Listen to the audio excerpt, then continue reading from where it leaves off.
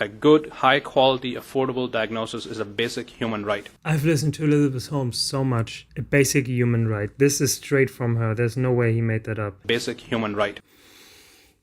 All right, this is pretty much it. I don't want to drag this on too long. So what I find interesting is that now the dynamic is kind of shifting, because you had right in the beginning, you had her, she was 18 and he was like 37, and then they met, and then he invested in her and they hooked up, she dropped out, and then they created Theranos, or she created Theranos, and he became the COO. But now she's kind of backpedaling, because now she has this whole narrative, which is, I think it's still unofficial. I don't know how accurate that is, but it is now said that she is going to claim that he abused her and that he forced her to be that person we know, that he basically manufactured Elizabeth Holmes and he is the mastermind, and he forced her to do all these things, and the reason why she was, which makes no sense at all. If you look at her now, she looks much more feminine. If you look at her now, she always has a mask on, but her eyes look really soft, meaning that in the beginning she had like these huge eyes, she would like make them big, but now she has like very normal soft eyes, and she blinks, and she looks very vulnerable. But if you compare that with before, she had this weird hair which looked like straw, and she had these eyes that were always huge and always big, and she was leaning forward and she was spreading her legs. She always had her legs spread and was like leaning forward, and you could notice just based on her behavior that she would intentionally lean forward and spread her legs. It looked like she was uncomfortable, but she was doing it in order to portray a persona. You can't train someone to do that by forcing them. You can't just have a mastermind who's making her super confident in doing that. This is 100% her. There's no way you can force a timid person, which is what you have to be if you're controlled by someone else. You can't be a timid person and then have the appearance of someone who is extremely confident without breaking down under the light. If she claims that he forced her, abused her, and he's a mastermind, then I just hope that the jury is going to be smarter than that, because it's so obvious that you can't control someone to be confident if they're not. You can't control someone to be aggressive if they're not. And she clearly was both when you see her. She was very aggressive in her body language, and she was very confident in what she did. If you look at videos of anyone, you find them slipping sometimes. You find them being weird or whatever, but she never really slipped. She never really had a meltdown or something like that. She looked nervous sometimes, or she looked weirded out, but she never really broke down. And if she was forced to do that, she would have broken down a few times. This wouldn't have been that big. So hope you enjoyed the video. It's not Elizabeth Holmes, but it's close. See you on the next one.